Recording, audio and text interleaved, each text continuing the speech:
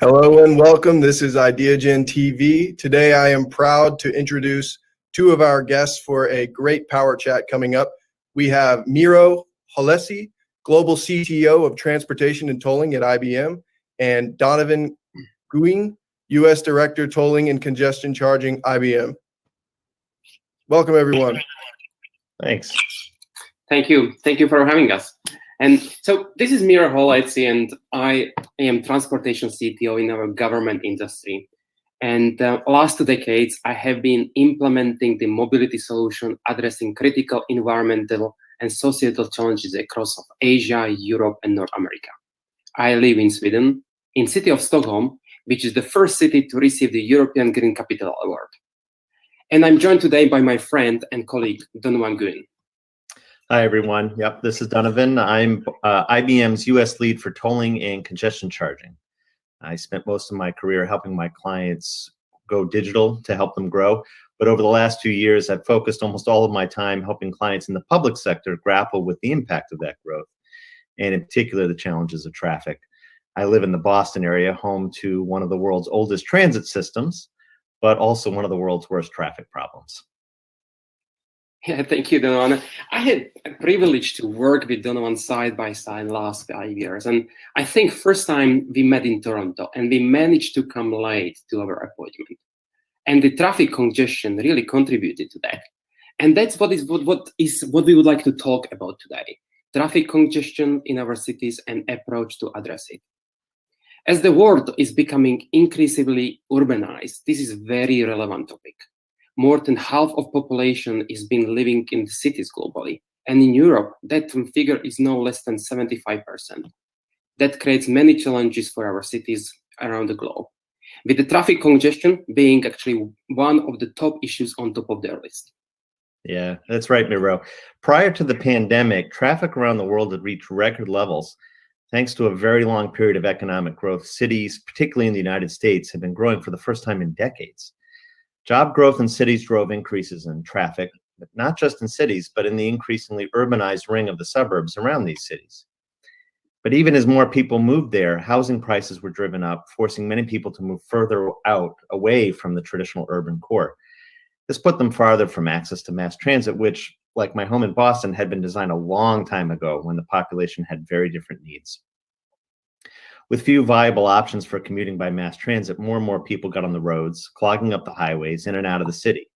What used to be a rush hour became more like a slow grind over 2 to 3 hours each way, twice a day.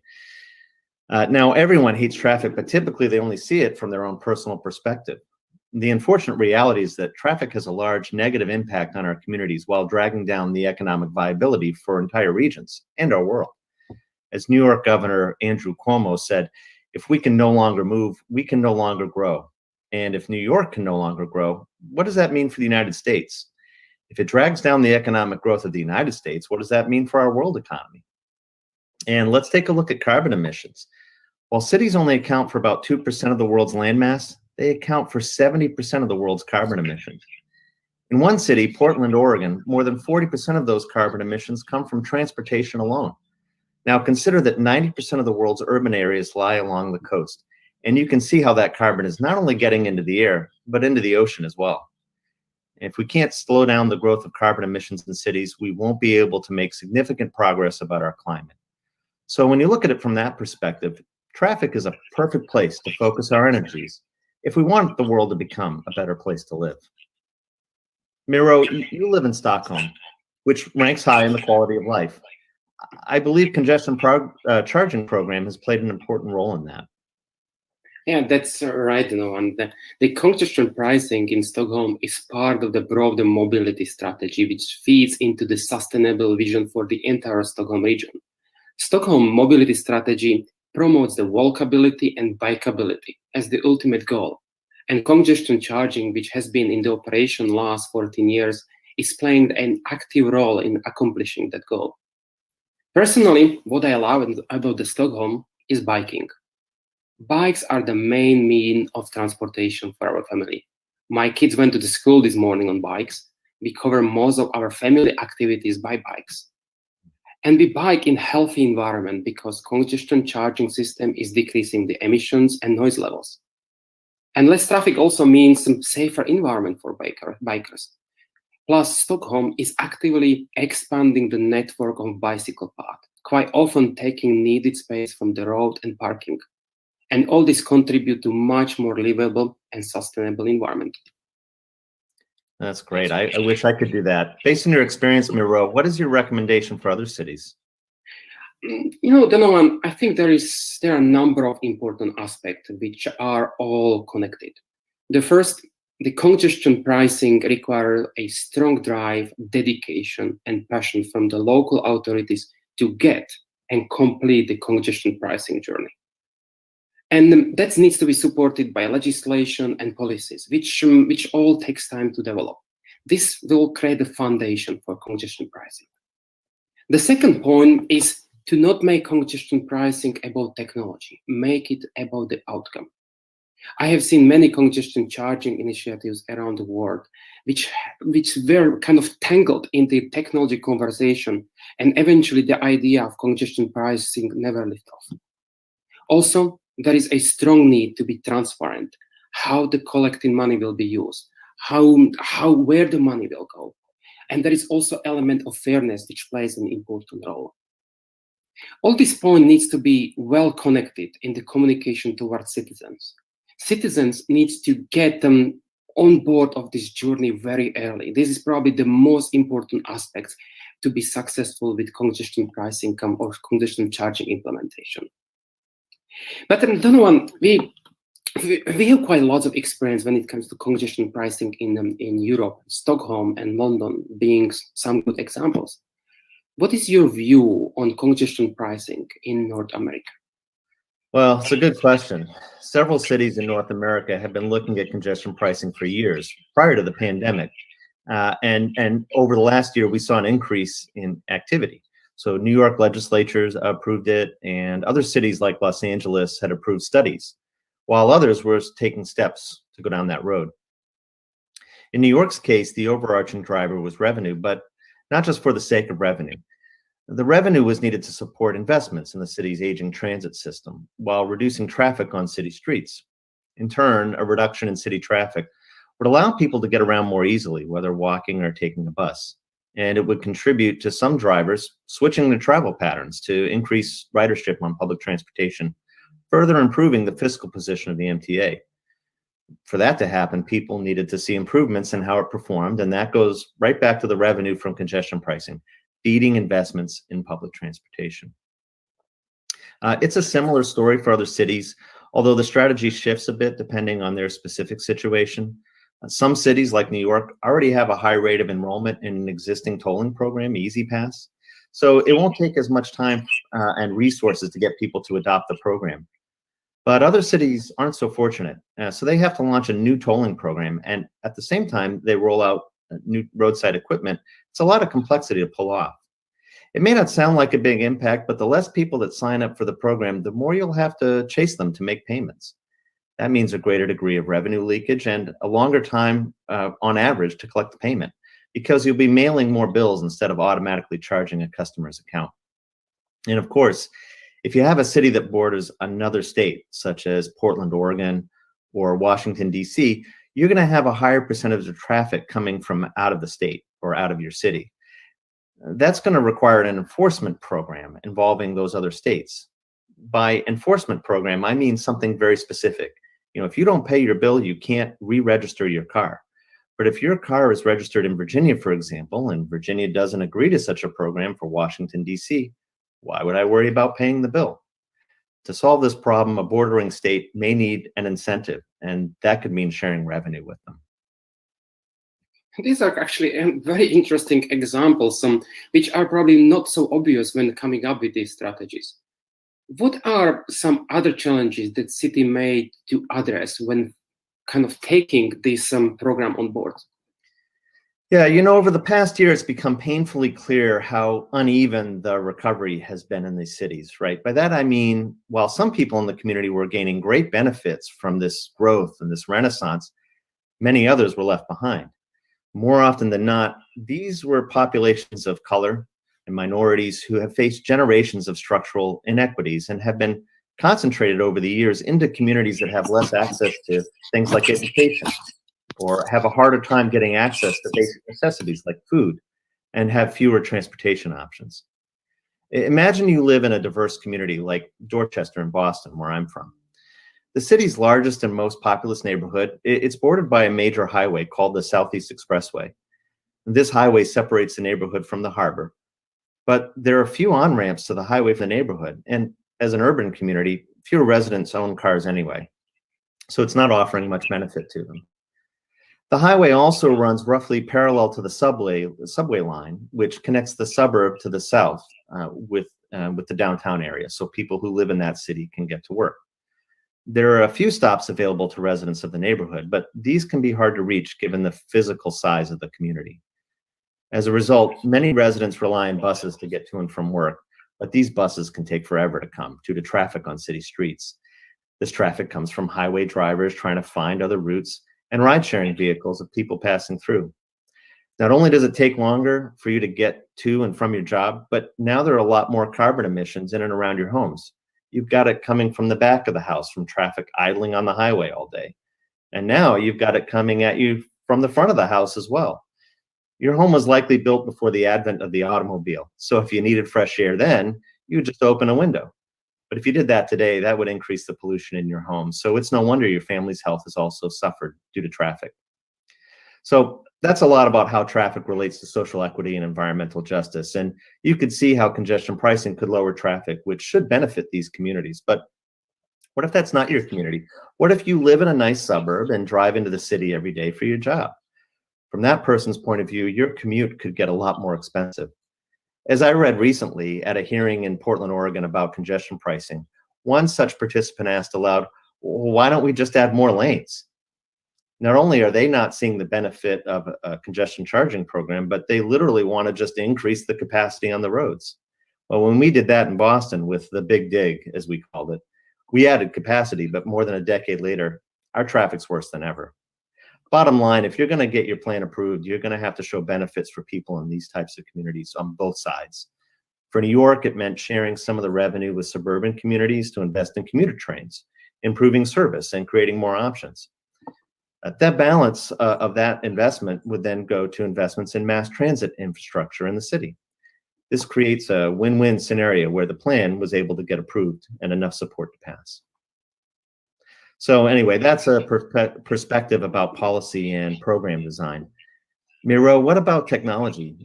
You had mentioned that earlier. Anything new that cities need to consider? Yeah, thank you for that question, Donovan. And in the transportation system, which we have been implementing, like Stockholm congestion charging, we always try to push the envelope. We have been pushing technologies to its limit to deliver new kind of mobility services. But with recent enhancements in technologies, Internet of Things, edge computing, machine learning, blockchain, I can see that maturity of technology reached a level where technology is not bottleneck anymore. Only our imagination is our limit.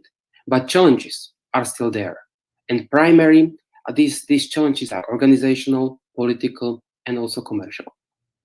If our society will manage to overcome these challenges, then we can put digital technology in full use to enable a new model of environment governance where the private sector and governments works in collaboration as the partner. And this collaboration will lead to an ecosystem of platform providing new mobility solutions which are activated by intelligent workflow. These intelligent workflows help us to integrate multiple transportation services, which presents an opportunity to look on daily commuting holistically, making efficiency improvements, at the same time aligning them with environment objectives. These solutions are made possible by exponential technologies, which are already reshaping city operations today. Internet of Things, artificial intelligence, 5G. They are fueled by the data which can be infused into business processes and decision-making with the aim to drive improved environment outcomes. Solutions which are based on next generation of application, and they are open and securely deployed on multi-cloud environment. and solution which will be implemented by power of culture and agile innovation. Congestion pricing is just one application, one use case, but we want to combine multiple other mobility solutions together. We want to analyze all data from these solutions and provide insight with the aim to change societal behavior of citizens and businesses. And this would ultimately lead to emergence of sustainable cities in the future. And when I'm talking about the future, and technology which paved the way towards that future, I would like to ask Donovan. Donovan, how do you see the cities in US moving forward? Has the pandemic affecting their plans in any way? Yes, actually, yeah. It's a good question. The pandemic may have actually created a once-in-a-lifetime opportunity to reshape the urban landscape, with transportation as a key part of that strategy. So during the pandemic of COVID-19, cities around the world have seen sharp drops in traffic, right? There are several factors, some of them economic, some due to business closures, and others from work from home orders, et cetera. But other measures have been put in place, such as blocking off city streets to enable more people to walk around the city, to keep at a safe distance from each other. What had been side streets have now become plazas between buildings. The effect is extensive. New York City alone has blocked more than 50 miles of streets, and there's a discussion about doubling that. Cities are even talking about making these changes permanent, and it's likely they would receive support from the public as long as they see the benefits. From that perspective, I am seeing a greater level of community activism in the US for making cities more livable and more equitable. Transportation is a key element in that effort. For example, back to Boston, where I'm from, there's been a plan for some time to redesign the major highway running from the west into the city. This highway, the Massachusetts Turnpike, or Mass Pike as we call it here, currently has a large curve in it once it hits the city, and it curls along the Charles River so it can go around the train yards that have sat there for years on the edge of the Allston neighborhood in the city. Now, the train yards have been shifted west of the city, creating a large open parcel of land where it once stood. But the state has been planning to straighten out the highway right through this parcel to remove the curve. Sounds great for drivers. And it would open up more park space potentially along the river between the highway and the water. But on the other hand, the highway would become that much closer to the streets where people live, in this diverse, more working class section of the city. Neighborhood activists are saying, hey, why don't we get a say in this? Why not use that new parcel to make the neighborhood larger, offer more housing? And while we're at it, can we come up with a different plan that reconnects our neighborhood to the river? It's a very complicated issue, but essentially they're asking for a more equitable plan. There is a need to reduce overall traffic, and congestion pricing could play a role in that if the city adopted it. But without a comprehensive plan, reducing capacity of the highway or doing a major rerouting of the highway around another part of the city probably wouldn't be feasible, and it could just put more cars in city streets. Another idea could be having the highway flow under the city, as it does in the wealthier Back Bay neighborhood just further down the highway. In that situation, the neighborhood actually is built over the highway's air rights without a need to lower the grade of the highway. How this gets addressed may give us a view of how these policies may get shaped in the future and how it may even shape the political landscape. You know, in Boston, there's already a challenge in the race for mayor, led by a member of the city council who herself grew up in an immigrant family and who has built her base advocating for more equity among the city's communities. Transportation is a major element of her campaign. It remains to be seen whether it will be enough to get her reelected, but it's a sign of the growing awareness among the city's residents and of the importance of transportation in creating a more equitable, sustainable future for their families and the generations to come. Yeah, and thank you, Donovan. And that's exactly what UN Sustainable Goal 11 is about. And I think you would agree with me that we all have obligation to focus on how technology and innovation can get us closer to that goal. But we also need to do it by fostering co-creation across the city ecosystem, breaking barriers, connecting that ecosystem, and by unlocking the flow of information and use that information to change societal and business behavior. And for me, it is also about the data. More data means more insight, and that leads to more progress in making our city sustainable. We are emerging from the pandemic, which it's shaken the foundation of our cities as we know it. But as you said, we have a unique opportunity to think and act differently and make right decisions towards a sustainable future. Donovan, thank you very much for joining me today, for your insight, and as always, it was a pleasure to speak to you. Thank you. Thank you.